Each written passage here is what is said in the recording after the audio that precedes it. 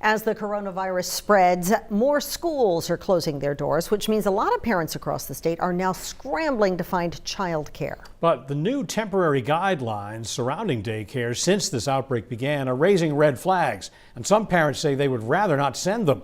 As a way to socially distance ourselves as much as possible, News Center Maine Samantha York comes to us from her living room tonight. Hi, Sam.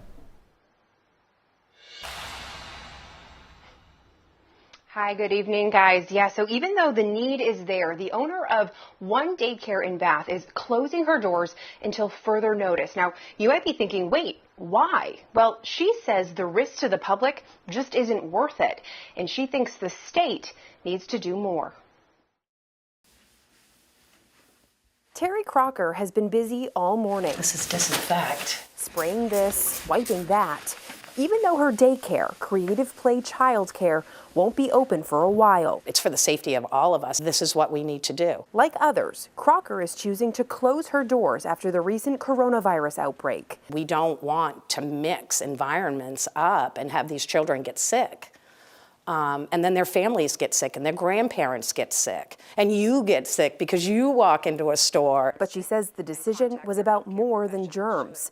According to new guidelines released by the state Monday, the rules surrounding daycare operations are temporarily changing to help with the emergency need. They range from increasing the limit on the number of children allowed in one daycare to who can watch them. And there's something else. Background checks and orientation training requirements will be temporarily waived. I can hire a stranger to come into my program with no background check. I can't leave them alone, so don't go change a diaper, don't be on the playground and have to come in. I cannot ever imagine someone saying that it's okay to not do a background check on somebody that you're going to come in to help provide care for children. At his latest news conference, the head of Maine CDC explained these new guidelines and others follow CDC standards, but they are looking into concerns. So we're keeping all of those factors in mind. There are intense discussions underway right now in terms of how we should be thinking about daycares.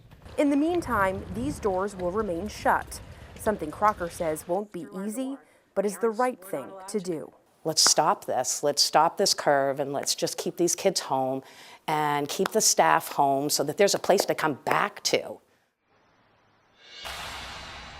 Crocker doesn't know when she will be reopening, but she says she is so thankful to her families for being so understanding and supportive. I did reach out to DHHS for more about those concerns. A spokesperson added that providers must consult with their child care licensing specialist to thoughtfully waive required ratios in order to ensure the health and safety of children as outlined in the official guidance from OCFS. These guidelines recognize the ongoing needs of the public and Maine's families while prioritizing children's safety. We're going to have that full statement on our website and mobile app, as well as more on those new temporary guidelines. Pat and Cindy. Samantha York, thank you.